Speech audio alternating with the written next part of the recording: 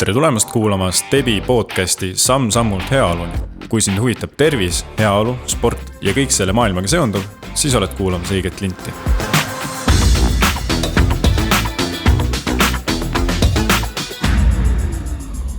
Ja tere taas kuulama järjekordset Stebi Samm-sammult podcasti. Mina olen Ott ja mul on hea meel tutvustada siin täna Jörgen Matsit, kes on nii coach, spordipsühholoog ning veab ka treenerina tuntud võitluskunstide klubi nimega Võimla. Tere, Jörgen! Tere! Kõige lihtsam on ikkagi sinu eest küsida kohe alguses, et kes on Jörgen Matsi sinu silmis? See on jube keeruline küsimus, et mulle ise meeldib ka öelda, et need ongi kaks kõige tähtsamat küsimust on see, et kes ma olen ja mida ma tahan. Et neid võiks igaüks endalt küsida võib-olla pigem natuke tihemini kui harvemini. Ja ma ei taha ennast kuidagi nagu mingi ühe asjaga kokku võtta, et sa nimetasid ära need asjad, mida ma teen. Ma ei arva, et need mind nagu defineerivad ainult, et tõepoolest, et mu suurim hobi juba siis sisuliselt 20 aastat on vedada võitlusspordiklubi. Pigem ütlen võitlusspordiklubi kui võitluskunstiklubi. Ja tõesti töö mõttes hetkel töötan IT-ettevõttes Pipedrive, kus siis senior personal coach on ametlik töötiitel, sisuliselt tegelen siis nõustamise ja tööpsühholoogia teemadega seal. Ja kutse poolest samas olen spordipsühholoog, et olen olnud spordipsühholoogias selles valdkonnas nagu varasemalt siis õppejõuna tegev ja koolitanud treenereid ja siis nõustanud ka sportlaseid. Seda viimast on küll viimasel ajal väga vähe, et võib-olla aastas 2-3 sportlast, mitte rohkem. Nii et tegelikult spordivaldkonnas oled näinud elu mõlemalt poolelt peaaegu, et nii treeneri nõuandja kui ka võib-olla mingil määral sportlase.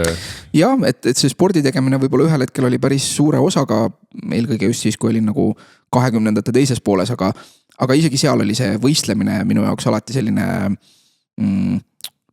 et ma tahtsin ise mõista nagu seda poolt ka just, et ma mõtlesin, et see teeb mind paremaks treeneriks, paremaks psühholoogiks sportlastele. Et see oli nagu see, mis mind seal nagu tagant tõukas peamiselt. Aga mida sa hetkel teed näiteks oma tervise jaoks igapäevaselt või kuidas sinu tervislik eluviis välja näeb hetkel? Hetkel näeb see välja niiviisi, et esiteks ma üritan oma nagu sellise tervisega seotud harjumuste pärast stressata võimalikult vähe.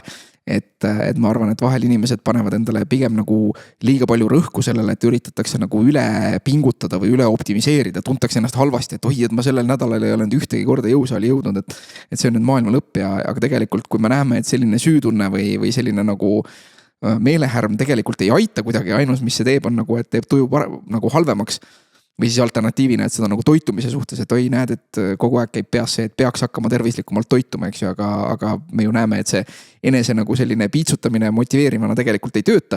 Et siis mina ka üritan pigem hetkel nagu lahti nendest lasta, et mitte endaga pahandada, kui ma jõuan trenni näiteks 1 korra nädalas, mis eelmine nädal täpselt juhtuski, et jõudsin esimest korda Matile pühapäeval. Ja või siis, et kui toitumine ei ole olnud ideaalne, siis ma ka ei stressa selle pärast ja kuhu nagu fookust panna on tegelikult see, et arvestades, et mul on 3 last, kellest kõige väiksem on 6, et nad on ikkagi veel suhteliselt noored ja päris palju läheb aega nagu nendega majandamise peale ka, siis pigem ma üritan endale esmatähtis on meelde tuletada seda, et pigem minna magama natukene varem kui hiljem ja juua klaasike vett rohkem kui see, et ainult kohvi juua näiteks. Et need on nagu need põhiasjad, mida proovin meeles hoida. Nii et tegelikult ei pea ennast piisatama vaimselt siis, kui tõesti ei jõua trenni ja saab väikeste asjadega võib-olla seda pinget maandada. Ja, et kui need väiksed asjad on paigas, et see on hästi tihti, et ma tegelikult, kui ka nõustamises tulevad kliendid, kes või niisama tuleb keegi rääkima, et ta tunneb ennast nii halvasti, et nagu ei ole trenni jõudnud, et nagu siis ma küsingi, et aga kuidas see süütunne siis sinu jaoks nagu töötab on ju, et me näeme hästi paljudel juhtudel, et see süütunne ei ole nagu hea liikuma panev jõud, et ainus mis see teeb on see, et sa nagu mõtled oma elu üle järele ja siis sa tunned ennast nagu nende asjade juures, mis sa praegu teed, tunned ennast nagu veel õnnetumana, aga see ei aita tegelikult alustada seda käitumist, mis inimesel nagu sooviks on või mis seda süütunnet tekitab, et ma olen pigem nagu selle poolt, et nagu et teed hetkes seda, mida sa suudad ja ära põe selle söötud saiakese pärast. Et kui sul oli eesmärk saada sealt sellest heast saiakesest nagu enamikele meist ju maitsevad kaneelirullid, eks ju, et soe kaneelirull mõnusa kohviga nagu see on, mis sest, et see nagu nii-öelda tervise mõttes ei ole nagu optimaalne, aga vaimse tervise juures võib see olla väga tähtis, et ma võtan selle vaba hetke, kus ma istun 10 minutit, vaatan rahulikult aknast välja, võib-olla jagan seda kaneelirulli kellegiga, kes on mulle kallis, et need asjad on, ma arvan, palju-palju tähtsamad kui see, et kas see kaneelirull nüüd sobis makrodesse või ei sobinud. Aga kas sa oled muidu alati sellist tervislikku mõtlemist, mõttemaailma või üldse tervislikku eluviisi järginud või noh, et kui sa ütlesid tippsporti või tugevamat sporti tegi 20 lõpus, et kas enne seda ka veel olid kindlad reeglid sinul, et mida sa sööd või palju treenid või see hakkas nagu ajapikku alles tulema? No ma ütleme, selline tõsisemalt spordiga seotuks ma ikkagi hakkasin suhteliselt hilja nagu sellest mõtlema, et see oligi siis, kui tulin ülikooli ja see spordiala, mis siis alguses oli Brasiilia jiu-jitsu ja siis sinna kõrvale tuli sportlik vabavõitlus ka.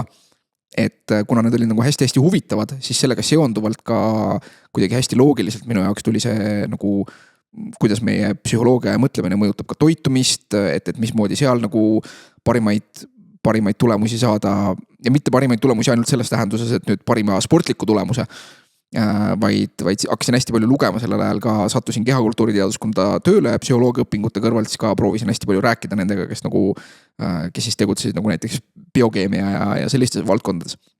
Et ma olen üritanud nagu hästi kursis olla sellega, et mis on siis selline nagu moodne konsensus, ütleme, et nüüd ma olen juba piisavalt vana ka, et ma olen nagu näinud neid laineid, et kuidas mitu korda käib üle, et kord on süsivesikud halvad ja siis on rasvad halvad ja siis on jälle süsivesikud halvad ja siis on jälle rasvad halvad. Et kuidas nagu mingid sellised trendid ja hype käib, et inimesed tahavad nagu mingeid lihtsaid lahendusi, aga tegelikult on nagu see nagu nii-öelda, inglise keeles öeldakse basics, eks ju, et see, mis on nagu see vundament või mis on need allolevad universaalid, et need ei ole tegelikult kunagi nagu ütleme sisulises mõttes väga keerulised. Keeruline võibki olla see, et kuidas me siis seda oma elus nagu rakendada saame arvestades seda, et milline see meie moodne keskkond on, et see võib hoopis nagu takistus olla.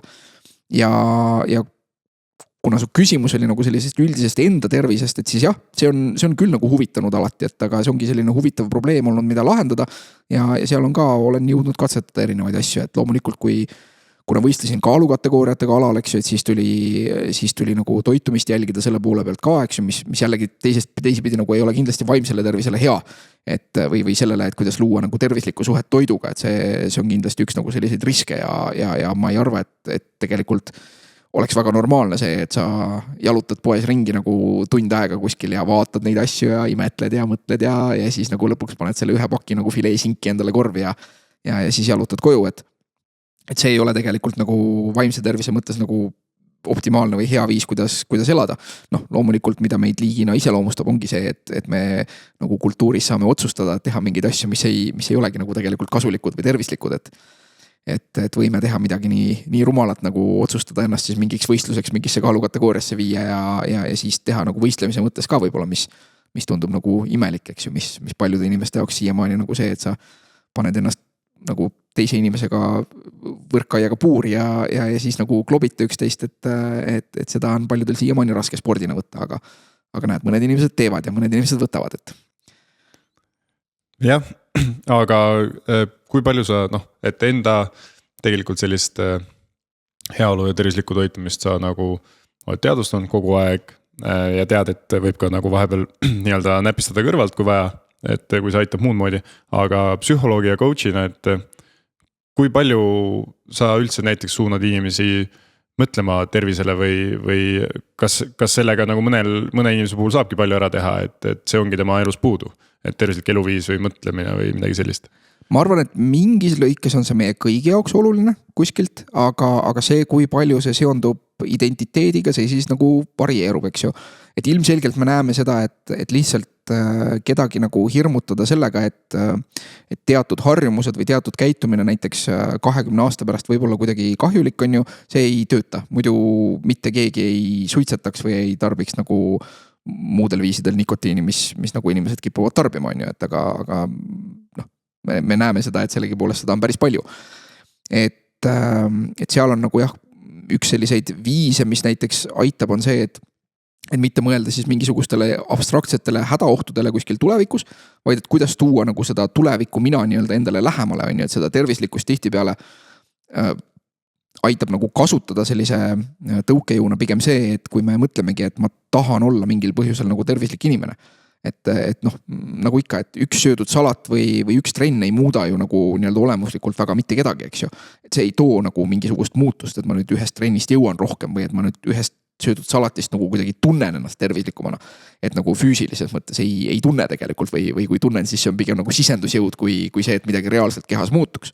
Küll aga kui ma leian selle, et ma tahan nagu väärtustada sellist nagu heaolu, mis iganes põhjusel on ju, et see võib olla seotud noh, nagu millegi konkreetsemaga on ju, see abstraktne tervis tihti peale ei kõneta.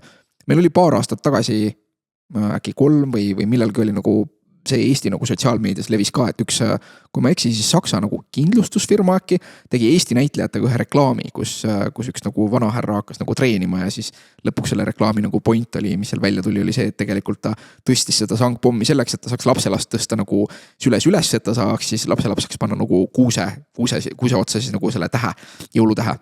Et see, et kui me saame selle liikumise näiteks või toitumise siduda nagu millegi muuga, mis meile on päris nagu olemuslikult oluline, siis see tihti nagu aitab ja see aitab ka asju nagu perspektiivi panna, on ju, et ei pea tegema just nagu mingit super kindlat trenni või kindlat toitumiskava selleks, et lapselast üles tõsta ja et ta saaks selle tähe sinna kuuse otsa panna. Et see ongi, et alati võiks nagu küsida, et miks seda tervist nagu vaja on, et see tervist tihtipeale on ikkagi nagu millegi muu jaoks. Et vahel inimesed ütlevad ka, et keegi, kes väga jälgib seda, et mulle küsida, et mis on tähtis, no mul on tähtis tervis. Aga noh, mis asi see tervis on või miks see on tähtis, et tegelikult seda peab küsima. Et tervis ju iseenesest ei ole mingisugune asi iseenesest või et see võib tähendada inimestele väga erinevaid asju, et kelle jaoks see tervis tegelikult tähendab seda näiteks, et ta noh, ma ei tea, ütleme, selg valutab vähem, eks ju, mis on jällegi nagu mingisugune otsene selline asi, mis tuletab ennast meelde, eks ju, et kui trenni ei tee, siis hakkab selg valutama, on ju, siis need inimesed teevad päris hästi seda trenni. Või kui on siis mingisugune selline mõte, et jah, et ma näiteks tahangi olla 20 aasta pärast nagu ka selline toimekas, aga just, et mille jaoks, on ju, et see ei ole mingisugune asi iseeneses, et see ette kujutada, et mida ma teha tahan, mis mind teeks nagu praegu, noh, õnnelikuks on natuke lihtsalt öeldud, aga et kui miski aitab mulle endal nagu tunda nii-öelda täna ja homme, et vot, et mul on nüüd hea meel selle üle, et mul on hea meel ja ma tean, et kui ma näiteks täna teen trenni ära, siis mul homme on selle üle hea meel, et ma eile tegin trenni. Et kui see seos tekib, siis on neid käitumisi palju lihtsam teha. Aga kui see jääb tihti siukseks abstraktseks, et noh, ma ei tea, et tervis, noh, öeldakse, on kasulik. Eks me kõik teame, et tervis on oluline. Et aga jah, et aga kas me küsime endalt, et miks on oluline? Et noh, nagu... Ja kas me seame võib-olla väikesed eesmärke just selle jaoks, et kui sa ütled, et noh, homseks saab olla eesmärk, et kui ma täna käin ära ja siis homme on parem olla, siis see on käega katsutav ajaraam isegi tegelikult. Just, ja selliste eesmärkide seadmine võib väga hästi töötada, aga seal peab olema taga nagu mingisugune suurem miks. Et see on tihtipeale, miks inimesed failivad, noh, näiteks nende uusaasta eesmärkidega, eks ju, et tuleb, et okei, et ma nüüd, ma ei tea, et kaine jaanuar või mingisugune, et ma nüüd selleks suveks ajan ennast paremasse vormi. Aga kui seal ei ole tegelikult, noh, et kui ei küsita seda, et miks mul on vaja saada suveks paremasse vormi, et eelmisel suvel ka käisin rannas, sain hakkama, sotsiaalsed suhted on head, noh, siis tegelikult ei olegi nagu põhjust, see miks on nagu puudu, et see on üks asi, mida kui nüüd küsida, et mida soovitada inimestele, et selleks, et siuke eesmärkide seadmine ja tervisele keskendumine paremini võiks töötada, siis jah, et üks, millest me juba enne rääkisime, on ju, et enese süüdistamisest enamasti väga kasu ei ole.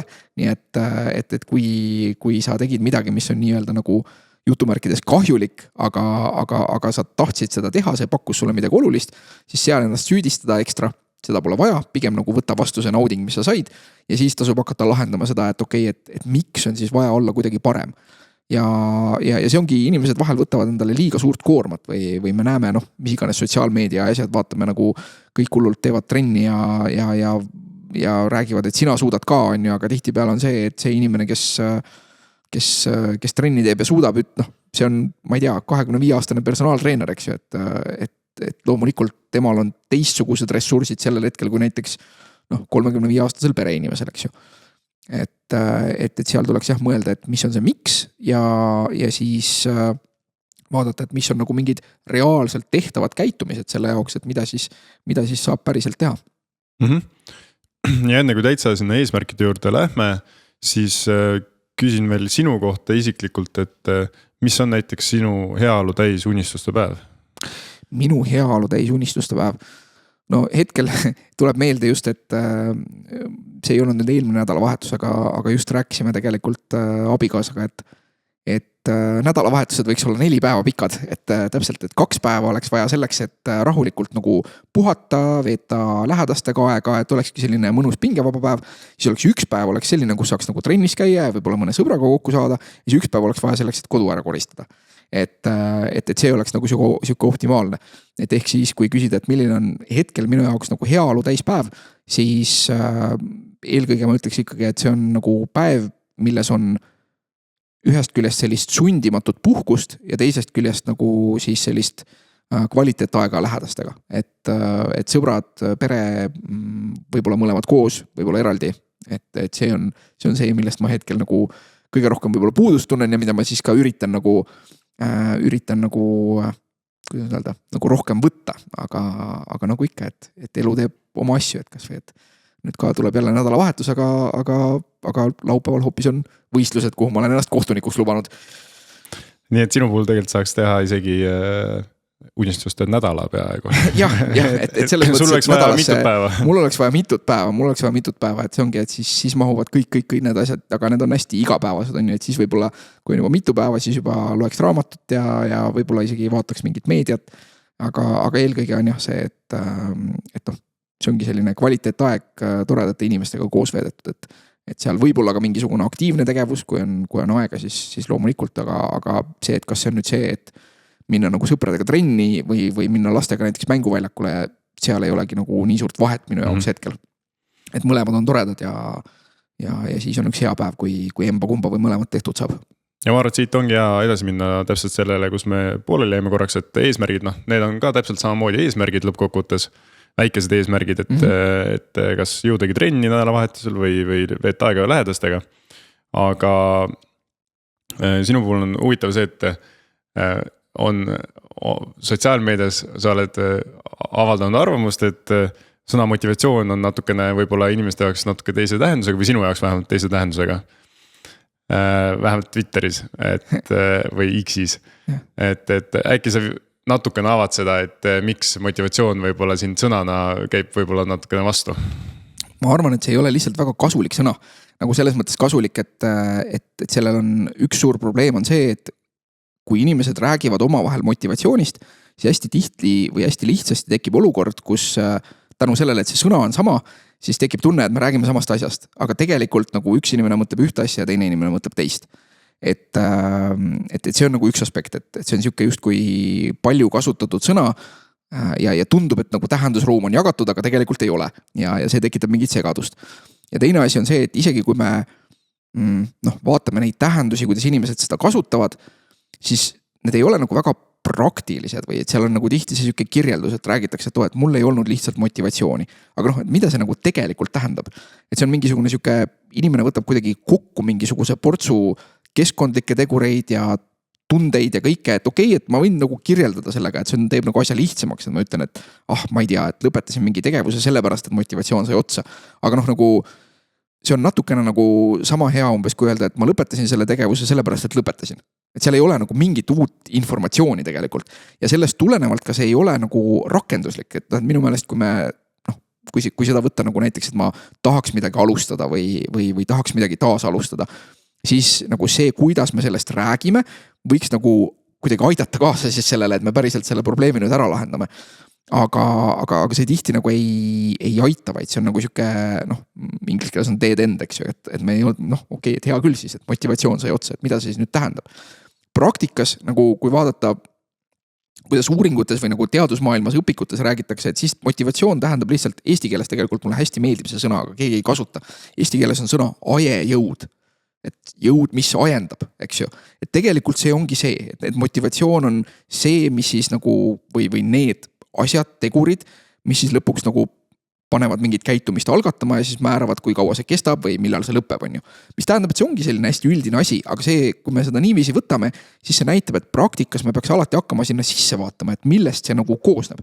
Et milline see olukord siis on, millised on selle inimese mõtted, tunded, kui me räägime sisemistest teguritest, et noh, klassikaline, et ju kui me võtame mingi trenni käitumise on ju, et siis kui sõber ütleb, et davai, et kuule, et aja ennast diivanilt püsti ja lähme nüüd on ju, et siis inimesed ütlevad, et jah, et siis on nagu lihtsam minna on ju, et siis ei ole mitte see, et noh, pole kasulik mõelda, et nüüd tekkis motivatsioon, vaid saabki vaadata, et aha, et kui olukord on siuke, et sõber ütleb, et lähme ja siis minnakse, on ju, siis see sõber ongi see oluline tegur, eks ju.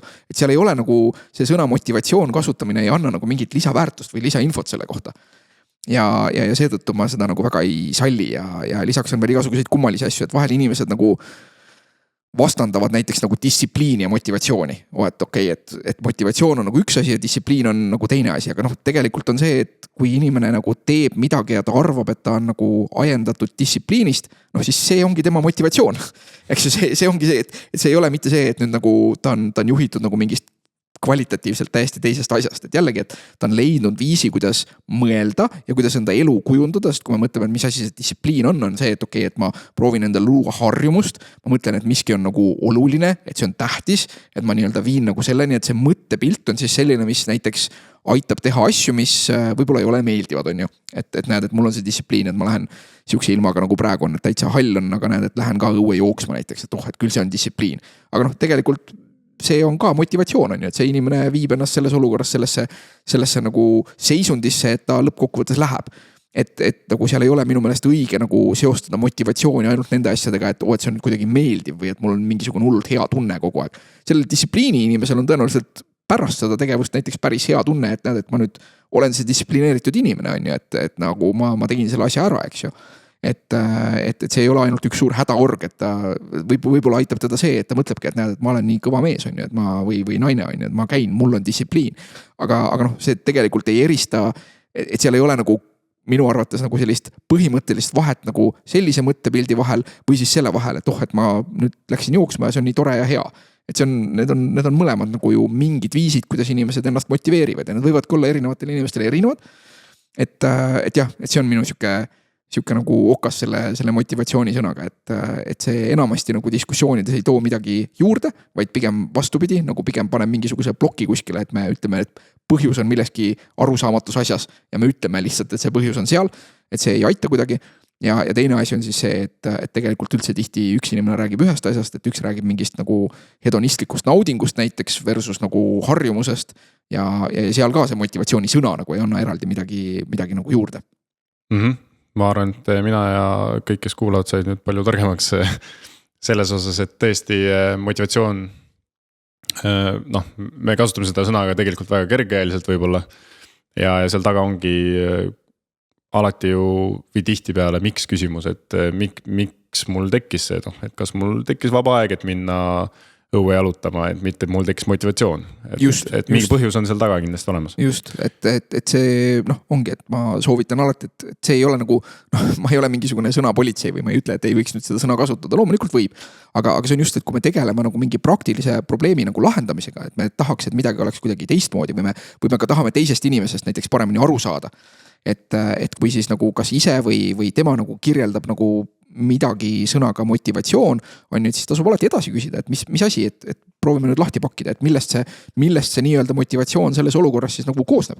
On ju, et mida see inimene mõtles, mis olid nagu mingid keskkondlikud tegurid, mis teda kas siis nagu aitasid või takistasid ja niiviisi saab see pilt selgemaks kas või lihtsalt info mõttes ja siis seda infot saab juba kasutada selleks, et praktilisemalt midagi nagu teistmoodi teha.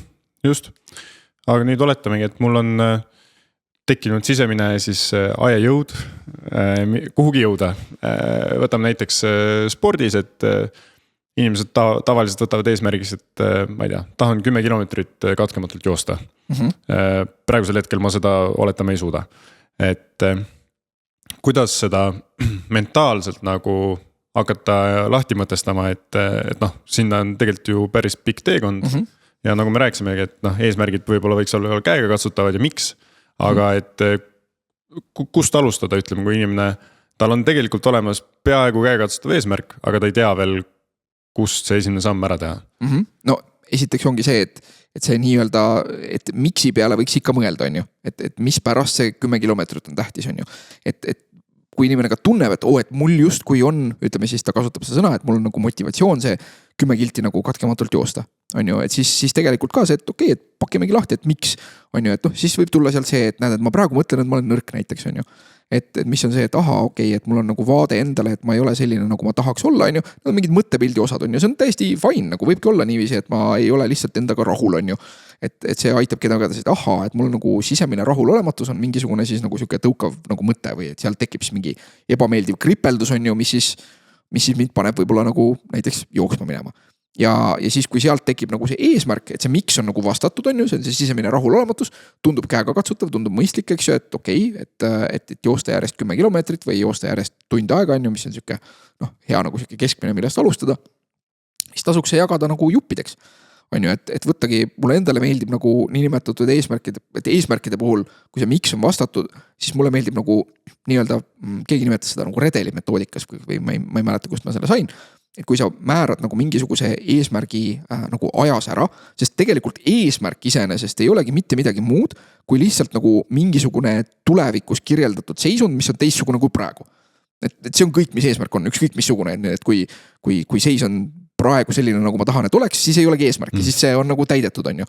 Et ma nii-öelda kirjeldan mingisuguse seisundi, mis peaks olema teistsugune kui praegu, on ju. Ja kui me mõtleme, et noh, näiteks, et aasta pärast tahaks joosta, võtame mingi suvalise, on ju, et aasta pärast tahaks joosta 10 kilomeetrit, nagu ilma nii, et ma peaks vahepeal kõndima, on ju, siis hea oleks sealt küsida, et okei, et ma nüüd proovin saada infot selle kohta, et kas see eesmärk üldse on realistlik.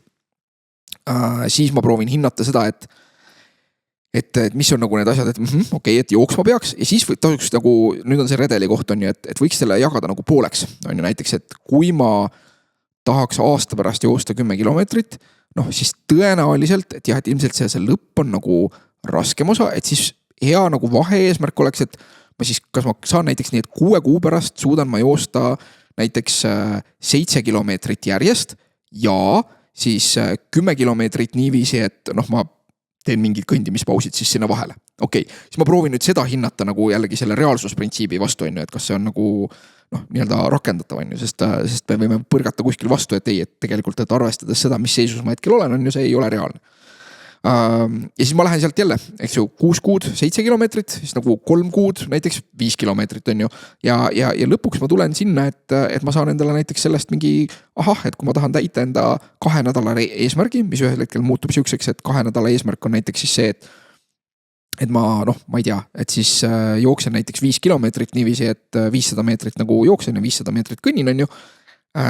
Siis seal nagu nii-öelda sulanduvadki kokku nagu see nii-öelda tulemuse eesmärk ja tegevuse eesmärk.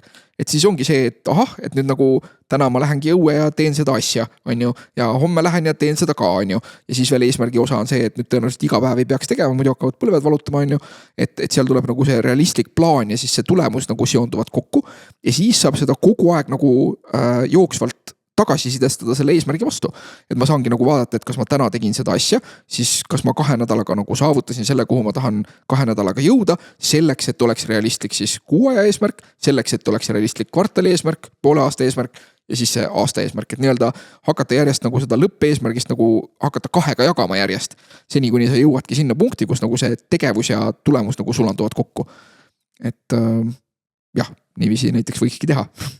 Ja kui sa põrkad kuskil vastu seda, et oi, et tegelikult arvestades seda, et näed, et ma peaks nüüd täna alustama selleks, et 2 nädala eesmärk oleks reaalne, aga mul on tegelikult sellel nädalal näiteks mingi puhkus, kus ma sõidan kuskile ära üldse ja olen sõpradega ja seal ma küll jooksma ei hakka ja siis pärast seda on nagu hästi raske töönädal ja tehk siis ma 2 nädalat nagu ei lähe, noh, siis see ongi see tagasiside, et tegelikult nagu mul ei peaks mitte olema eesmärk, et kui ma nüüd nii-öelda planeerisin selle ära ja siis nüüd põrkasin vastu seda realistlikkust nagu siin lühikeses ajas, siis näiteks väga lihtne on tulla sealt seda, et noh, et aga miks mu eesmärk algusest peale oli nagu joosta 10 kilomeetrit aastaga. Ma nüüd panen selle, et aasta ja 2 nädalaga, sellepärast et ma ei alusta seda varem kui 2 nädalat.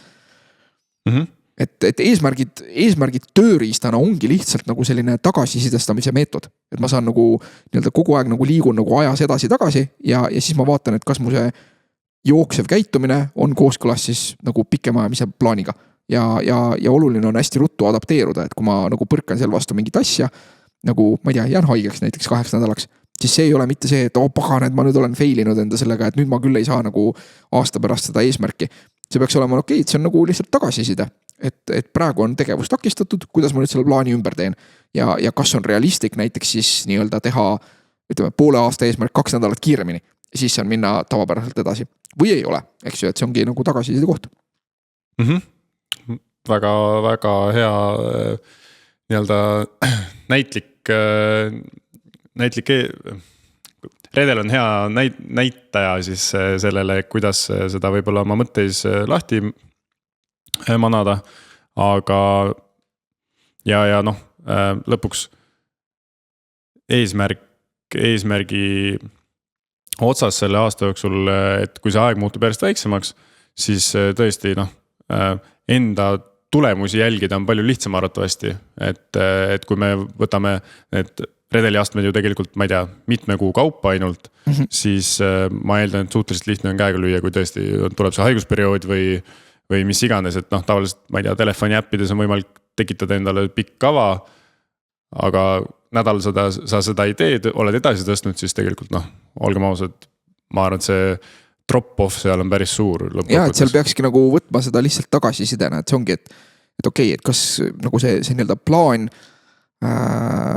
plaan võiks olla paigas, eks ju, takistuste jaoks ka, on ju. Et see on üks siuke inimloomuse nagu omadusi, mõned kannatavad selle all isegi rohkem kui mõned teised, mina ise nende hulgas, et me kipume nagu mingit asja planeerides nagu esmalt kujutama siukest väga nagu ideaalset rada. Et noh, stiilis kas või, et kui ma mõtlen, et kui palju läheb mul aega nagu näiteks kodu koristamiseks või kas ma jõuan mingi asja ära teha enne, kui ma pean näiteks kodust välja minema. Siis tihtipeale me mõtleme niiviisi, et et see on ju nagu väike asi, et nagu, et näiteks noh, ma toon mingi hästi labase näite, et nagu, et kui ma ise mõtlen, et nagu ma pean kuskile linna jõudma mingiks ajaks, viiks prügi enne välja. Et see on ju nagu, sest peas nagu see prügi välja viimine on hästi lihtsasti siuke asi, mis juhtub nagu hetkega. Eks ju, aga tegelikult, kui arvestada, et ma pean nagu liikuma trepist alla ja üles, võtma need asjad kõik ilusasti kokku, eks ju, prügi on sorteeritud, on ju erinevatesse kastidesse, siis see võtab tegelikult ja nagu seal prügimaja lukust lahti keeramine ja edasi, et see võtab võib-olla kokku mingisugune nagu 5-10 minutit aega see kogu protsess. Eks ju, ja kui ma ei mõtle selle peale, siis hästi lihtne on näiteks hakata seda tegema ja selle tulemusena näiteks kuskile kohtumisele 10 minutit hiljaks jääda. Sellepärast, et ma nii-öelda hakkasin seda juba tegema, kiirustan teen, on ju, aga see võtab rohkem aega kui see nii-öelda ideaalne pilt. Et selle tõttu nagu sellise aja planeerimise juures selline, ütleme, esimene asi, mida peaks tegema, on see, et mõelda tagasi ja see on ka seotud spordi eesmärkidega, et mõelda tagasi, et kuidas eelmine kord läks. On ju, see on see klassikaline, et kui keegi mõtleb, et ma nüüd selleks hooajaks nagu ajan ennast ilusasti vormi, on ju, et kas on esimene kord, on ju, et kuidas varasemalt on läinud ja kui sealt tuleb see, et okei, et varasemalt on see, et ma 3 kuud pingutan ja siis see asi kuidagi vajub ära, siis peaks olema esimene küsimus on see, et miks peaks seekord minema teisiti? Et kas ma teen midagi teisiti selleks, et seekord läheks teisiti? Sest kui ma teen kõik täpselt samamoodi, siis tõenäoliselt läheb täpselt samamoodi. Eks ju, et seal on nagu see fundamentaalselt vaja nagu muutus.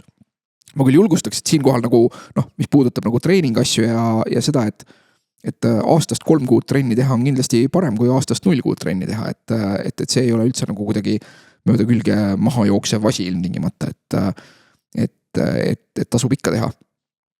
Aga jah, et reflekteerida sellel teemal, et kui ma varem olen seadnud sarnaseid eesmärke, millised on olnud tulemused, kus on olnud mingisugune raske koht näiteks, ja siis seekord proovida nagu seda rasket kohta arvestada juba ette.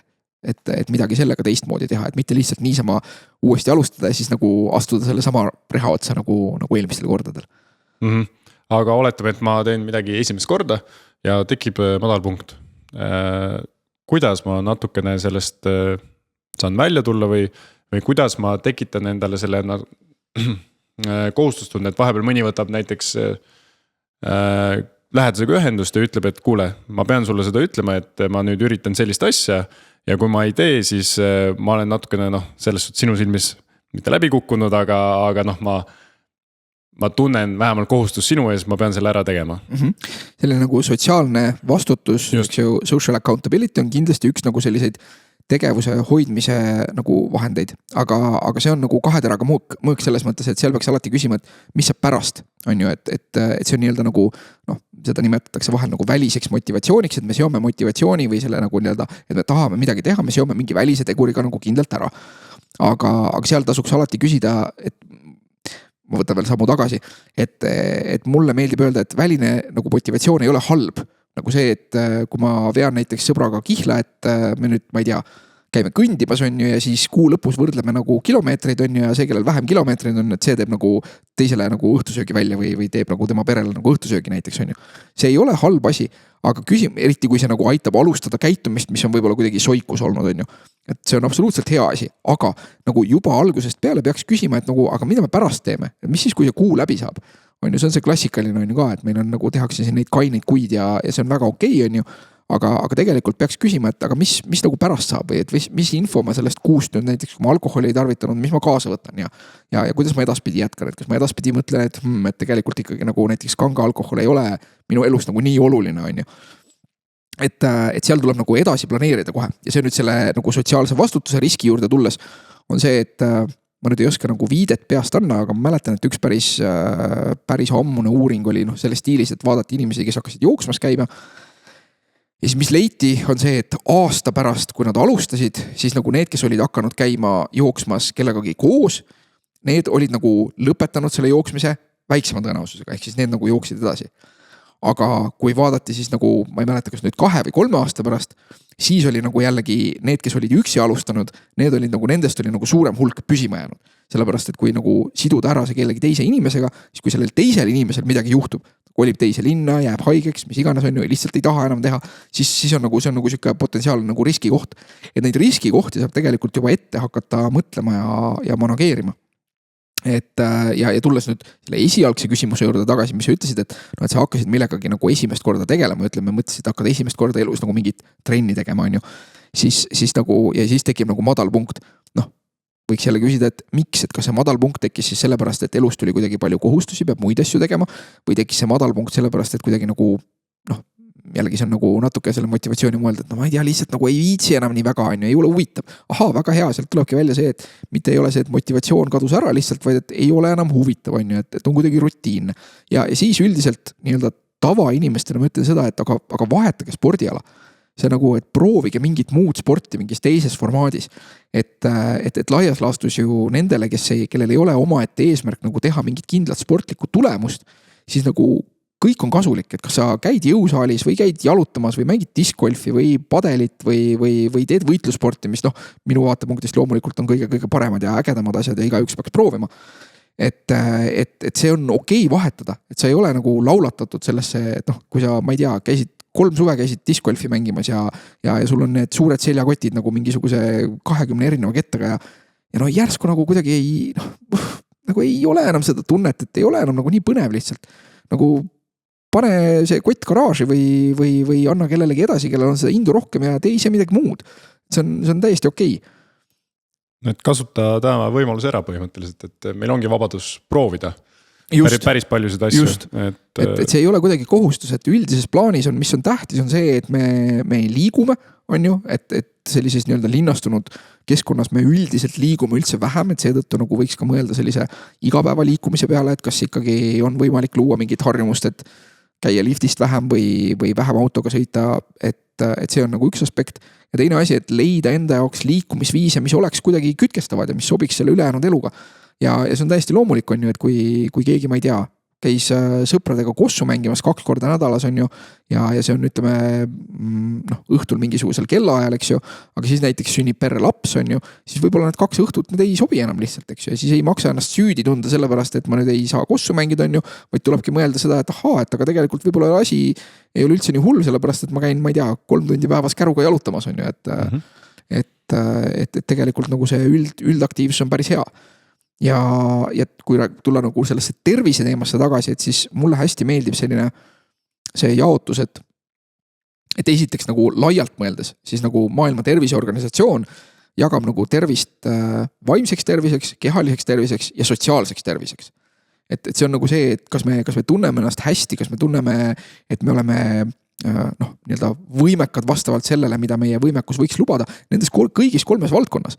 Et see ei ole ainult see, et kas ma nüüd olen tugev on ju või kas mul on kurba tuju liiga palju või kahtlustan, et ma nüüd olen näiteks depressioonis, aga need kõik omavahel nagu põimuvad on ju, et tulebki vaadata, et kas mul on ümber inimesi, kellega koos ma teen mingeid asju, mis pakuvad mulle, ütleme siis sellist nagu heaolu tunnet, mis siis omakorda on nagu see vaimse tervise siuke aspekt on ju. Et meie mingit tähendusrikkust on ju, et kas ma nii-öelda nagu funktsioneerin vaimses mõttes, kehalises mõttes ja sotsiaalses mõttes. ja siis nüüd sellesse kehalisse aspekti tulles, et kui me räägime liikumisest kehalise tervise jaoks, siis mulle jällegi meeldib siuke kolmene jaotus, et me võime vaadata, et on nagu mingisugune aeroobne nagu võimekus on ju, ja me teame, et aeroobne võimekus teatud maani on selgelt nagu hea, eks ju. Et siis on jõud lihasjõu tähenduses ja lihasjõud on ka selgelt hea, eks ju, et ükskõik, kas me oleme 20 või 80 on ju, et kunagi ei ole hilja hakata ennast tugevamaks treenima ja sellest on kasu, eks ju. Aga kolmas aspekt on mäng, et need on jällegi need uuringud, mis näitavad, et kui me vaatame nagu siukest, et nii-öelda lihtsalt jooksmas käies ja jalgpalli mängides sõpradega võib olla nagu selline kehalise võimekuse areng võib olla nagu võrdne, aga tihti peale nagu vahel üllatuslikult on leitud, et isegi nagu see areng nagu mänguliste tegevuste kaudu on isegi kehalises mõttes parem, rääkimata sellest, et mängulised tegevused koos teiste inimestega on selgelt kasulikumad vaimsele tervisele. Et see annab nagu selle vaimse tervise siukse kärbse nagu ka, eks, et kui tahame lüüa nagu mitu kärbest ühe hoobiga. Ja siis tulebki nagu siuke suur optimeerimisülesanne, et kas meil on aega selleks, et 2 korda nädalas käia jõusaalis, 2 korda nädalas käia jooksmas ja 2 korda nädalas näiteks mängida Counter-Strike'i sõpradega netis, eks ju, mis siis on see, et ma justkui võtan kõik need 3 valdkonda, aga mul läheb selleks kokku nagu ütleme siis mingisugune 12 tundi näiteks, on ju. Või siis nagu mul on võimalus teha mingit mängulist spordiala, mis on ka piisavalt intensiivne nii aeroobses kui nagu jõu mõttes, jõu vastupidavuse mõttes ja see on nüüd see koht, kus ma tõesti usun, et nagu ma arvan, et võitlusspordialad on selles suhtes väga nagu heas mõttes unikaalses positsioonis, sest selleks, et sõpradega jalgpalli mängida täiskasvanu eas, päris raske logistiline ülesanne, nagu et siuksed palli ja reketispordid enamasti on ikkagi vajavad natukene korraldamist, et jah, et sulgpalli mängima minna kellegi ühe sõbraga saab tehtav, eks ju, et aga seal ka nagu siuke aeg ja raha ja kõik, mis sinna läheb, et võitlusspordialad just nagu mänguliste spordialade kontekstis, siin ei ole nüüd vahet, kas me räägime nüüd nagu boksist või kickboksist või judost või jiu-jitsust, et need on suhteliselt odavad selles mõttes, need on alati teiste inimestega koos, aga samas sa võid sinna trenni minna jumala üksi, et sa ei pea nagu ise korraldama seda, et seal et need teised inimesed nagu ka tuleks. Ja lõppkokkuvõttes on need nagu samasugused sportmängud nagu, et kas me lööme nagu palli üle võrgu või lööme nagu kindaga üksteisele vastu nina, on ju, et minu jaoks tasub neid võtta ühtemoodi nagu sportmänguna. Et selles suhtes on nagu võitlusspordialad ägedad. Et löövad nagu kõik need kärbsed, et saab võhmale ja saab teistega koos ja on mänguline ja saab nagu plahvatuslikkust ja jõudu ka arendada. Just. Ja siit võib-olla ongi hea edasi minna korraks ka rääkida novembrikuu raames siis, et on meestekuu, et paljud eestvedajad siis räägivad, et oluline on tervist kontrollida ja tegelikult ka ennetada, on ju. Või siis kui on probleemiga, siis sinna tähelepanu pöörata. Aga mis on sinu personaalne arvamus Eesti meeste tervisest? Ma ei ole nüüd nagu nii-öelda statistikasse tükk aega vaadanud, eks ju, et üldiselt me teame seda, et nagu mitmete näitajate poolest mehed on ikkagi oluliselt kehvemas seisus kui naised. Selle ilmselt on nagu palju põhjuseid, eks ju, et seal on nagu mingisugused võib-olla bioloogilised põhjused ja need kõik nagu omavahel interakteeruvad, on ju. Et see, miks meeste keskmine eluiga näiteks on oluliselt madalam, et seal on põhjused ka selles, et võib-olla noored mehed kipuvad oma eluga nagu oluliselt lihtsamini riskima võrreldes naistega. On ju, et mis on nagu kurb, aga seal jälle omakorda, et jah, et võib-olla on mingisugune bioloogiline põhjus, nagu näiteks mingisugune kõrgema testosterooni taseme näol, aga seal tuleb vastu ka nagu selline kultuuriline komponent, on ju, et kus võib-olla me nagu kultuurina nagu ei piira või ei reguleeri piisavalt hästi nagu neid ajaveetmistegevusi, mida näiteks noored mehed omavahel koos teevad. Ja loodetavasti see võib-olla läheb nagu ajas paremaks natukene, et võib-olla ei ole nii oluline, et kõva mees on see, kes tundmatus kohas peaga ees vette hüppab, eks ju. Vaimse tervise kohast ka, et samamoodi nagu Eestis samamoodi nagu mujal on ju, et selline näiteks sõltuvushäirete risk on meestel oluliselt suurem, et jällegi hästi keerulised probleemid, et ilmselt mitmete põhjustega, et sinna tasuks nagu tähelepanu pöörata. Ja ma arvan, et siin jällegi spordil on selline unikaalne roll selles mõttes, et kui me võtame selle eelduse, et kultuur teeb nagu meestele natuke karuteene läbi selle, et kuidas õpetatakse mehi hoidma sotsiaalseid suhteid ja millised need sotsiaalsed suhted täpselt on, eks ju, alustades sellest, et noh, et kukkusid põleveriseks on ju, et pole hullu on ju, et mehed ei nuta ja tõuse püsti ja mine edasi on ju. Ja võib-olla nagu hiljem ka, eks ju, et siis jällegi nii-öelda kultuur ja bioloogia tõenäoliselt interakteeruvad, aga ma arvan, et meil on kultuurina võimalus seda olukorda nagu paremaks teha.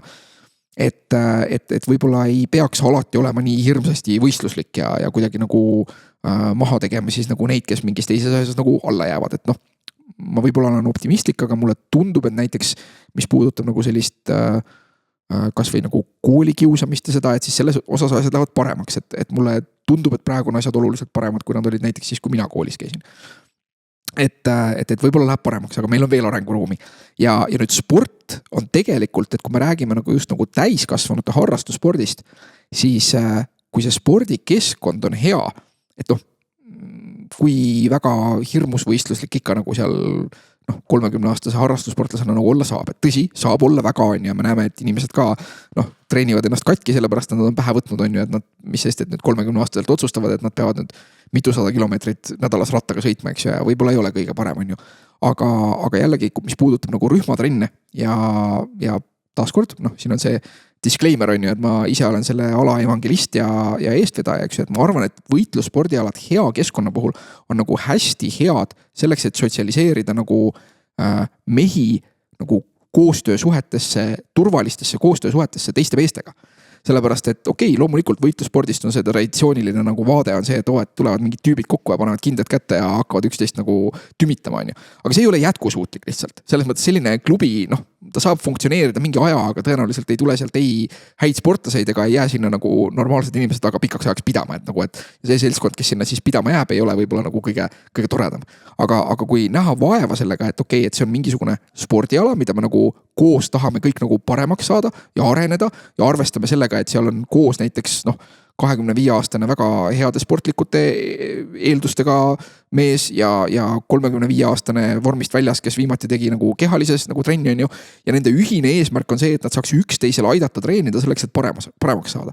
Siis tegelikult ma arvan, et see loob nagu väga sellise unikaalse keskkonna, kus mehed nagu peavad üksteist usaldama ja peavad üksteisega arvestama ja kus ka nagu tuleb paratamatult tuleb nagu õppida toime tulema nagu enda haavatavustega, sellepärast, et nagu seal ongi see, et see 25-aastane peab ka nagu leidma üles selle koha, et mis tal on nagu nii nõrk, et ta saaks seda treenida koos selle 35-aastase mittesportlasega.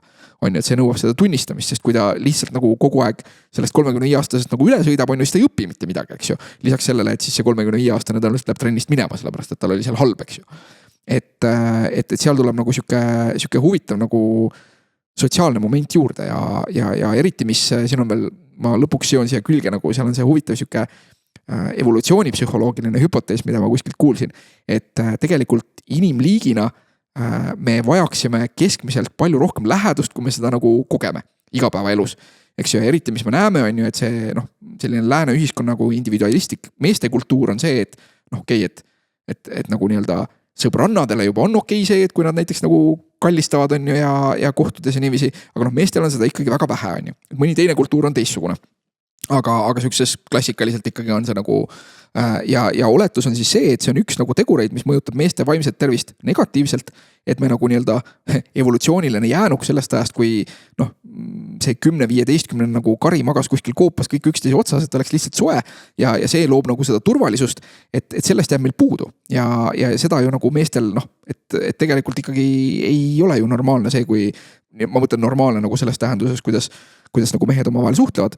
Et see võiks olla palju normaalsem, et ma ei tea, kui vaatavad kaks meest, kes on sõbrad, vaatavad filmi on ju ja siis kuidagi nagu lihtsalt mugavusest nagu nõjatuvad üksteise peale, et enamasti see on ikka meestel siuke nagu, et nagu kuidagi veider on ju. Et aga võitlussport, mis see muud on, kui üks siuke agressiivne kallistamine, eks ju. Et eriti kui me räägime maadlusaladest nagu judo või maadlus või jiu-jitsu, eks ju, mis minu arvates on nagu hea nagu siuke punkt, millest alustada eriti täiskasvanute jaoks. Et seal on paratamatu see, et sa oled teistele inimestele, sealhulgas teistele meestele lähedal ja loomulikult alguses see võib olla veider ja nagu pinget tekitav, aga see on jällegi see, et tänu sellele, et seal on mingi siuke ühine sportlik eesmärk ja kõikidel on nagu tegelikult lõppkokkuvõttes on inimestel, kes trenni tulevad, on eesmärgiks nagu õppida seda huvitavat ala, eks ju. siis sellega nagu harjub ära ja see on niisugune nagu koostöö ja et see võib-olla nagu nii-öelda mingile väga ürgsele osale meie ajust nagu pakub midagi väga olulist. Et me oleme nagu inimestele lähedal, aga see olukord on tegelikult nagu turvaline. Et see ei ole kuidagi nagu niisugune pinget tekitav, et harjume ära sellega, et saab teistel meestel nagu otsas aeleda ja et see on okei, et see ei ole kuidagi nagu ei ole agressiivne tegelikult nagu selles agressiivne tähenduses, et me ei taha üksteist kuidagi nagu katki teha, on ju. See ei ole kuidagi nagu homofoobne otseselt või et nagu et selles mõttes, et kindlasti on trennis inimesi ka, kes võib-olla nagu on erineva suhtumisega nagu, eks ju, aga seal tuleb leppida sellega, et see ei ole nagu see lähedus ei ole kuidagi olemuslikult nagu seksuaalne, eks ju, ja selle tõttu ka nagu ükskõik vahet ei ole, et oled sa seal nagu rullid mööda matti ringi nagu, et kas sul on paariliseks nagu mees või naine või see ei ole selles situatsioonis absoluutselt oluline. Ja see nagu võimalus saada sellist nagu läheduskogemust, mis on nagu hästi turvaline, et see võib olla tegelikult meile liigina väga oluline. Ja seda on meil liiga vähe. Nii et võib sisuliselt öelda, et sinu soovitus meestele on võib-olla olla rohkem avatud ja proovida ka leida lähedust sellistes kohtades näiteks. Jah, et see on hea koht, kus alustada, et see on nagu selles mõttes väga mehelik koht, kust nagu alustada, eks ju. Et võitlusspordialad on nagu olemuslikult pigem seostatakse nagu just nagu mehelikkuse ja nende väärtustega, et me küll spordiklubina oleme hästi uhked ise selle üle, et meil on väga lahedad naistepundid ka ja kindlasti võrreldes ja mis on nagu ütleme nii-öelda üle maailma või Eestis, et need on võrreldes nagu keskmise võitlusspordiklubiga on meil naisi kindlasti rohkem. Aga neid on ikkagi, neid ei ole nagu pool, on ju, eks ju, et neid on ikkagi nagu võib-olla kolmandik kuskil või neljandik, kolmandik. Et ülejäänud on mehed. Et ma arvan, et see siuke ükskõik mis eesmärgiga, et kui me võtame nagu selle, et kas on eesmärk nagu teha mingit mängulist sporti, leida endale ajaveetmisviisi või treenida ennast nagu füüsilisemalt sitkemaks või see, et saada oskuseid, mis kanduvad üle ka nagu sellesse, et ma suudangi nagu füüsiliselt ennast kaitsta, kui mind peaks kuidagi rünnatama mingil moel, on ju. Et seal on nagu nii palju selliseid erinevaid põhjuseid, mis nagu inimesi sinna mati peale kokku toovad. Ja see, et lõppkokkuvõttes tegelikult seal ükskõik millised need algpõhjused on see, et seal lõpuks tekib ikkagi siuke ägeda asja õppimise sõpruskond, et see on nagu siuke hästi unikaalne nagu spordiala. Ja seda just, ma ütlen, et maadlusspordialad üldiselt, need võivad olla nagu raskemad, sellepärast, et inimestel on veits täiskasvanutel vahel see, et ma pean mingile võõrale inimesele nagu lähedal olema. Aga kuna seal on see selge eesmärk, et me õpime neid võtteid ja asju, on ju, et ja see saab mõelda, et see nüüd töötaks ka, ütleme, enesekaitses niiviisi, aga trennis ei ole enesekaitse, eks ju, sest trennis ei ohusta keegi mind, on ju, see on see oluline erinevus. Et see on siuke hästi lahe nagu turvaline viis, kuidas ennast nagu sotsialiseerida nagu teiste inimestega ja ma arvan, et meestele eriti kui on nagu kuidagi noorusest jäänud ka mingeid selliseid, et ükskõik kas on mingit sellist ebakindlust nagu selles suhtes, et kuidas ma tajun enda suhteid nagu teiste meestega, eks ju, et võib-olla seal ongi, kas on ka olnud mingit kiusamist kunagi või ollakse ennast nagu ohustatuna tundnud. Selles suhtes võib see olla väga nagu ütleme siuke hea koht, kus kuidagi nagu aidata endal nagu nii-öelda toime tulla nende asjadega ja üldises mõttes ka, et täpselt, et see on siuke spordialane, et täiskasvanutel ei ole väga palju neid et võib tunduda, et neid võimalusi ja spordialasid on hästi palju, eks ju, ja jõusaali on palju ja nii edasi, aga kui mõelda ikkagi selle peale, et mis on mingisugused alad, mida justkui saab teha nagu teistega ühiselt, on ju, et seal on mingisugune grupp, on ju, õpetatakse, räägitakse, samas nad on ka piisavalt füüsiliselt välja kutsuvad, eks ju, siis tegelikult tuleb välja, et aga neid võimalusi nüüd nagu nii palju ei olegi. Et loomulikult on nagu mingisugused rühmatreeningud nagu jõusaali kontekstis, aga palju seal inimesed ikkagi omavahel nagu suhtlevad ja koos nii-öelda tehnilises mõttes õpivad. Ronimine võiks olla, et see on ka siuke nagu pisike, nagu selline väiksem nagu spordiala, aga see ongi, et nagu tegelikult ju täiskasvanutele sellist, et ei ole sellist jalgpallitrenni, et ma lähen nüüd üksinda täiskasvanuna, on ju, ja saan nüüd mängida jalgpalli, on ju, või saan mängida korvpalli, et seda on väga vähe ja tegelikult just selle tõttu nagu see siuke võitlusspordialade aspekt ja ma arvan, et siin kellelegi, kes ma ei ütleks, et siin nüüd nagu nii-öelda psühholoogilises mõttes üks võitlusspordiala oleks nüüd väga palju parem kui mõni teine. Aga miks nagu Brasiilia jiu-jitsu on hästi äge, on just seetõttu, et ta on nagu suhteliselt ohutu võrreldes teiste võitlusspordialadega, et sellised kõrge kaarega heitmisalad nagu maadlus või judo on ju, et kui ei ole lapsest peale harjutanud, eks ju, siis on nagu, see on nagu riskantsem. Ja noh, mis puudutab nagu löögispordialasid, noh, ma ise olen ju ka teinud ja nagu selles mõttes ma saan sellest võlust nagu väga hästi aru. Ja seal saab väga hästi nagu heas klubis nagu ja neid häid klubisid ei ole mitte ainult minu oma sugugi, vaid on veel, et seda võetakse nagu mänguliselt, eks ju. Aga noh, nagu alas, kus nii-öelda punktivääriline tegu on ühtlasi seotud nagu teisele inimesele peapiirkonda löömisega, eks ju, see kätkeb ka nagu mingeid teatud riske. Et selles suhtes nagu see nii-öelda noh, praegusel ajal nimetatakse seda jiu-jitsuks eelkõige kokku, et mis on nagu see nii-öelda maasvõitlus või kus õpitakse siis vastast kontrollima ja alistama valuvõttega, aga et kui sa selle valuvõtte või kägistusvõtte teed, on ju, siis ta annab kohe alla, on ju, ja see viib selle riski nagu madalale. Et see on nagu hästi hea nagu koht, kus alustada nagu enda võitluspordi teekonda. No sa tegid juba perfektse sissejuhatuse justkui ära võimla teemadele ja tegid ka hea reklaami justkui jiu-jitsule, millest ka eelmistes episoodides Triin Laisk rääkis, sest tema käib ka seal.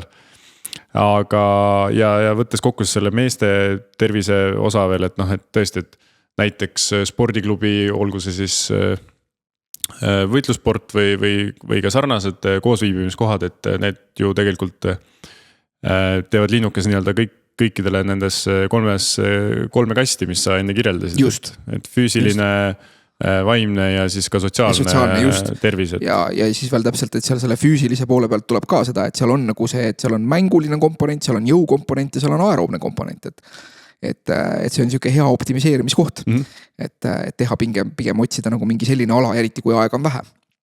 Jah, et no novembrikuu soovitus, minge spordiklubisse, vaadake, kas teie jaoks on ka kõik need 3 asja seal olemas.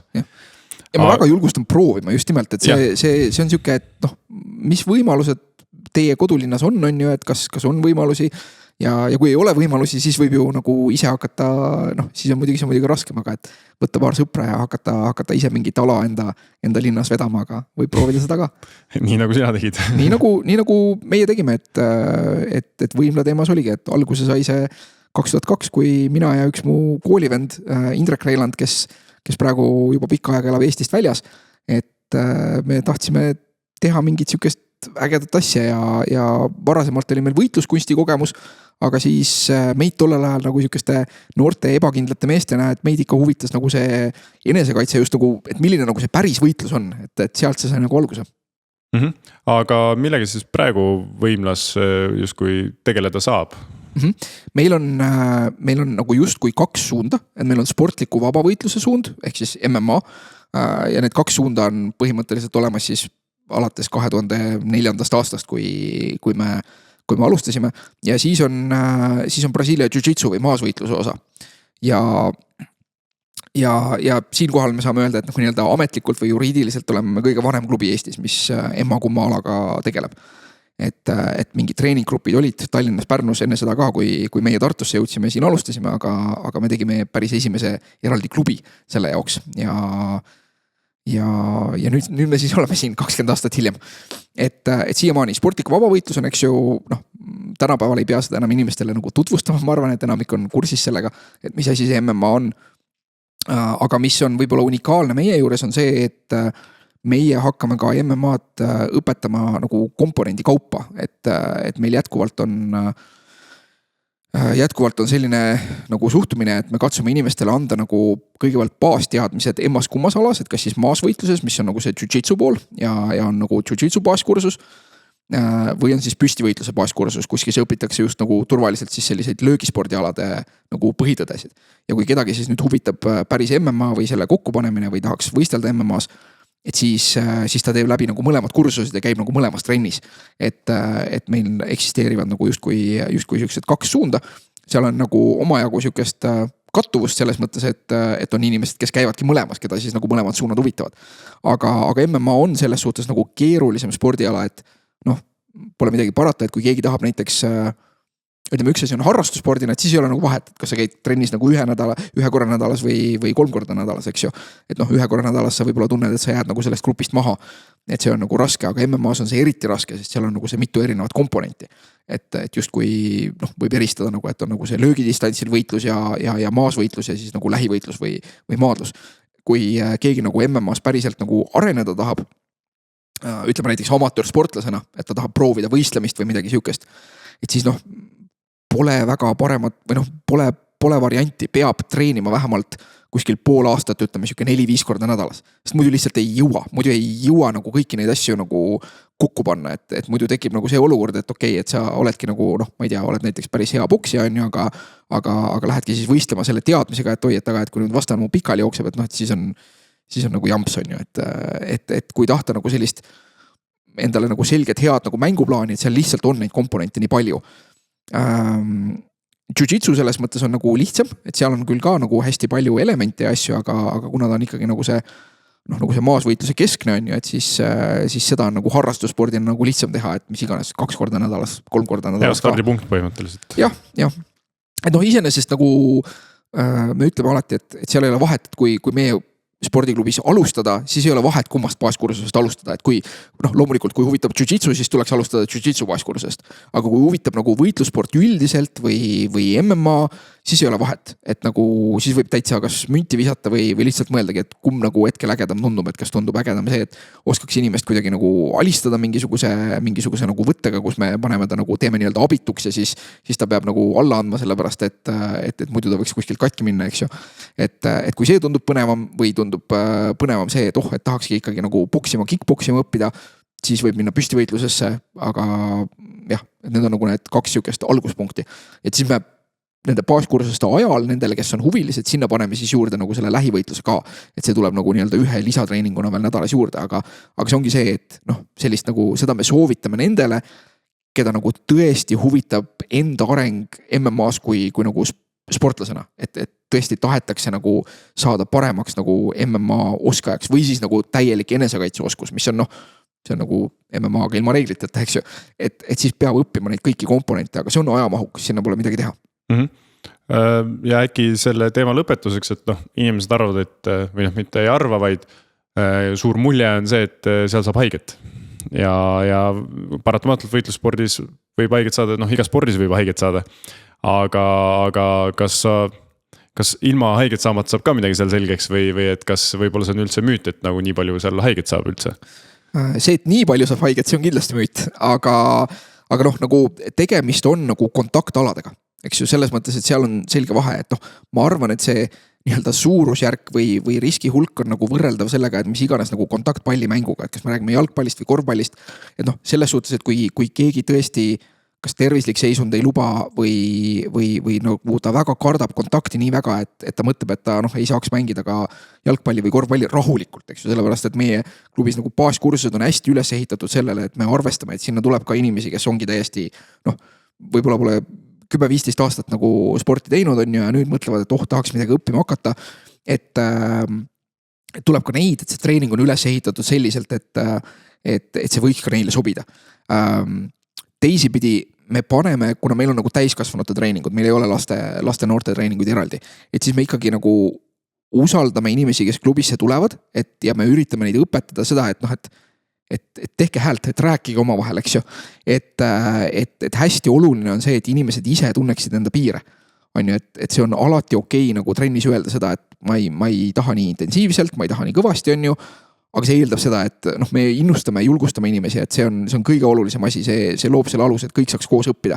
Ja läbi selle siis tegelikult tekibki see, et ühes grupis saab treenida keegi, kes noh, on ütleme, ma ei tea, isegi ütleme 50 ja ei ole 20-30 aastat nagu mingit sporti teinud ja ta saab nagu alustada seda tehnilist õpet ja saab olla kõrval siis keegi, kes on noh, ma ei tea, ütleme, ta on 5. eluaastast peale teinud igasuguseid erinevaid spordialaseid ja siis nüüd on 20 ja mõtleb, et nüüd tahaks võitlussporti hakata tegema väga heas vormis, et tuleb sinna, et tegelikult need 2 inimest saavad koos treenida nii, et mõlemad arenevad, aga see eeldab seda, et nad omavahel natuke suhtlevad.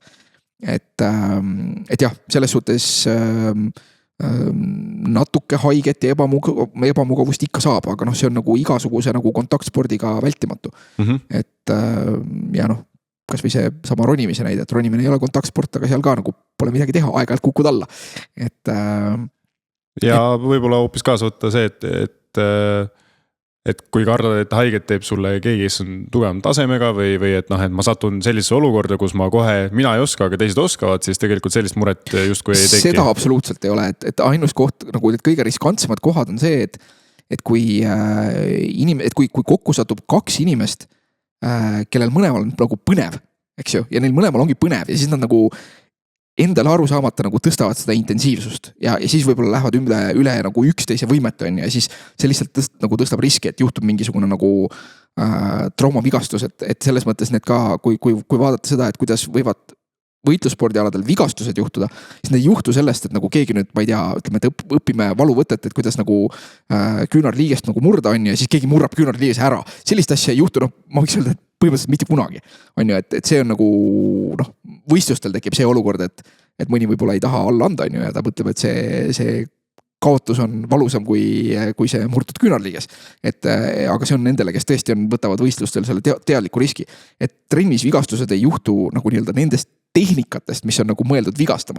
Et kuidas juhtuvad vigastused on see, et lihtsalt et tempo tõuseb, kuidagi põrgatakse kokku, komistatakse nagu ikka, et need on nagu sellised nii-öelda pigem nagu juhuõnnetused, kus võib juhtuda ja õnnetus, mis võib juhtuda ka tegelikult niisama igapäevas. Täpselt, aga seal on see, ütleme just, et kus me näeme nagu baaskursustel seda on just see, et need on 2 baaskursuslast, kes on mõlemad nagu nii asjas sees, nad on nii entusiastlikud, neil ei ole absoluutselt, seal ei ole see, et see on õppimise olukord, nad saavad väga hästi, meil saavad inimesed väga hästi aru, et seal ei ole eesmärk teha teisele haiget.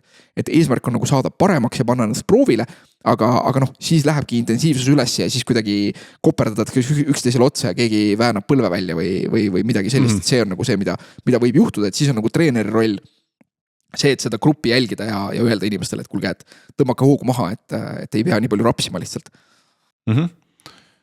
Väga hea, aga võib-olla siia lõpus aju jahutamiseks natukene sinu kohta jälle infot koguda, et võimalikult kiiresti, aga võimalikult võib-olla lühidalt. Mina küsin küsimuse, sina lihtsalt vastad, mis pähe tuleb. Okei, teeme nii. Et esimene küsimus, mis värvi on sinu jaoks tervis ja heaolu? Roheline. Roheline eetiis. Üks filmisoovitus. Ei pea olema lemmik, lihtsalt äkki mida soovitada kellelegi. Mul tuleb kohe hästi palju asju pähe, aga ma mõtlen, et kuidas nagu sealt võtta. Ma viimasel ajal seal filme iseenesest vaatan päris vähe soovitusena. Või mõni hooajaline lemmik, et me teame, et siin sügis ja talvehooajal tuleb kindlasti film. Tuleb palju asju. No hea küll, et ma ei hakka mingit sügavmõttelist asja või seda siia nagu panema, et muidu tahtsin öelda, et võiks näiteks Eternal Sunshine of Spotless Mindi vaadata, mis on siuke sügis melanhoolne ja selline väga, väga nagu sügavtundeline film, aga tegelikult kui vähegi nagu superkangelaste teema kellelegi korda läheb, siis võiks vaadata The Boys'i ja siis kui see on vaadatud, siis selle nagu seda uut alamseriaali, mis on Gen V. Selge. Kas sul on mõni reisi sihtkoha soovitus, kuhu sa soovitaks inimestel minna? Minge sinna, mis rõõmu toob. et mu üldiselt minu enda reisikogemused on enamasti positiivsed, et sellel kevadel õnnestus mul käia nagu Kreetal sellisel klassikalisel turismireisil, oli väga tore. Aga üldiselt jah, nagu mul on väga meeldinud üldiselt reisimine äkki? Ma ei saa öelda, et ma mingi suur fänn oleks, vaid reisimine ise nagu eesmärk omaette oleks, aga talvel on alati, kui on külmal ajal võimalus minna kuskile sooja kohta, eks ju, et kui see on nagu võimalik, siis see on nagu positiivne. Seal on see küsitavus on ju, et ressursid ja kas kõik inimesed peaks nii palju lennukiga lendama. Island oli hästi fantastiline tegelikult, kuigi külm, et jah, et vaadake selle järgi, et mida jälle see miks küsimus on ju, et miks ei tohiks olla, et reisimine eesmärk omaette, vaid mõelge, et mida te sellest reisist nagu saada tahate ja siis proovige vastavalt sellele minna. Et inimesed on hästi, hästi erinevad selle koha pealt. Kas sul on mingit sellist raamatut, võib-olla ka erialast spordist või psühholoogiast, mida iga inimene raamatupoes võiks sirvida või isegi lugeda? noh, neid raamatuid jällegi on palju, aga selleks, et spordipsühholoogia teemaga ma olen alati julgustanud lugema sellist raamatut nagu Confidence Gap. See on eesti keeles ka ilmunud. Eesti keeles on selle pealkiri vist enesekindluse lõhe. Ma küll proovisin öelda, et nad tõlgiks selle enesekindluse kuristikuks, aga ei võetud kuulda. Et see on hea raamat, kui kellele iganes nagu ütleme selline sooritusärevus ükskõik kas spordi kontekstis või mujal või enesekindlus on nagu teema, et siis võib nagu jah, et see on siuke hea alguspunkt. Confidence Gap, selle autor on Russ Harris. Super. Kas sa oled rohkem hommiku või õhtu inimene? Olin õhtu, nüüd kui lapsed, siis olen hommiku inimene. Aga kas kohv või tee on sinu jaoks? Kohv. Et armastan teed ka, aga teed ei joo iga päev, aga kohvi joon. Naudiksid rohkem merd või metsa? Minu jaoks on see, et siuke Pärnumaa selline häädemeeste männikune kallas, et nagu mõlemad koos, et kõik on võimalik ikkagi kokku pandes. Muusika või vaikus? See on keeruline. Minu jaoks kindlasti mitte vaikus, sest mulle meeldib ka kuulata endale palju podcast'e näiteks. Aga vahel meelega ikka meeldib nagu täitsa klapid kõrvast välja võtta ja niisama olla, et mõlemad on head. Kas sa praegu vajaksid rohkem ühte sportlikku pühapäeva või vaimse tervise pühapäeva? Minu jaoks need on 2 ühes alati, et trenn ikkagi ka, need on need teemad, millest me täna palju rääkisime ka. Just. Et hea meelega läheks pühapäeval trenni ka, aga ja see ongi sinu koht, kus vaimne tervis. Ja see võtab ju pühapäevast ainult nagu tund 2, et ülejäänud pühapäeva on muudeks asjadeks. Just. Ja kas sul on äkki mõni järgmine tervislik samm või väljakutse, mis sa endale oled seadnud, et tahaks ära teha või plaanid? Mul ei ole hetkel nagu eesmärgina ei ole seda paigas, aga ma tahaks uuesti saada sellesse rutiini, et ikkagi nädalas paar korda jõuda nagu jõusaali ja jätta endale see vabadus, et see, et kas ma seal nüüd teen parasjagu kardiot, sest mulle sellise ilmaga, mulle külmaga õues üldse ei meeldi. Aga et siis seal jõusaalis tehagi, et kas teha kardiot või teha jõudu, et see ei olegi nii tähtis on see, et ma midagi teeks. Ja äkki sul on üks rutiin siia lõpetuseks, mis sa võib-olla iga päev või nädal teed, mis hoiab sind värskena? Ma arvan, ma ise väga väärtustan, mul umbes natuke rohkem kui aasta tagasi tegin ma otsuse, et ma ei võta telefoni magamistuppa, vaid kui on hambad pestud, ideaalis ma panen selle telefoni ära juba veel varem, aga et hiljemalt sellel hetkel siis enne, kui ma lähen magamistuppa, siis ma panen enda klapid ja telefoni, kui ma olen neid parasjagu kasutanud, et ma panen kapi peale ära, et ma ei võta magamistuppa ekraane. Ja tunned, et see on aidanud? See on väga palju aidanud, et see on, ma tunnen, et uni on kvaliteetsem selle tõttu, et selle tõttu on ka tekkinud, et ainus nagu, see ei ole nagu päris ekraan, et ma luban magamistuppa nagu raamatuid, sealhulgas e-lugerit, aga ma tunnen, et see mustvalge mahevalgus efekt on teine, sellepärast, et nii-öelda ma ei saa öelda, et nagu mõni võib-olla korra kuus või korra nagu, kui on nagu siuke teada, et on nagu selline hetk, et siis ma vahel teadlikult nagu luban endale seda, et nüüd ongi see päev, et ma tean, et ma saan hästi kaua magada järgmine päev ja siis ma võtan, et nüüd ma meelega näiteks võingi nagu mingisugune 2-3 osa mingit seriaali voodis vaadata, aga fakt on see, et minu puhul vähemalt, kes ma üldiselt olen hea magamajääja, et mitu osa seriaali vaadata ei ole nagu mingi probleem, kui ma väsinud olen, aga raamatuga tekib lihtsalt see, et mul nagu hakkab silm kinni kukkuma ja siis ma panengi selle raamatu ära ja nii ongi. Et see, et ma saan seal mingi paar lehekülge lugeda on nagu täiesti okei. Super. Aga aega on nüüd märkamatult päris palju isegi tiksunud siin ja ma arvan, et seekord saime nii mitmelgi teemal vähemalt pinda kraapida, et kindlasti jäi ka mõtteainet inimestel endal uurida. Ja võtame ehk kaasa, et võitlussport ei ole nii hirmus, võib-olla kui võib kõrvalt tunduda, minge võimlasse ja seadke endale väikseid eesmärke, mida te saate võib-olla käega peaaegu katsuda. Kui see miks seal taga on läbi mõeldud. Just, ja miks on tõesti läbi küsimus, miks elus küsida hästi palju miks küsimust. Jah. Just, aga aitäh Jörgenile ja uute teemadeni. Jah, et kes tahab, ma olen sotsiaalmeediast üsna hästi leitav, et otsige mind üles ja kirjutage, joonistage, kui huvi on. Just nii, ja olge terved. Just nii.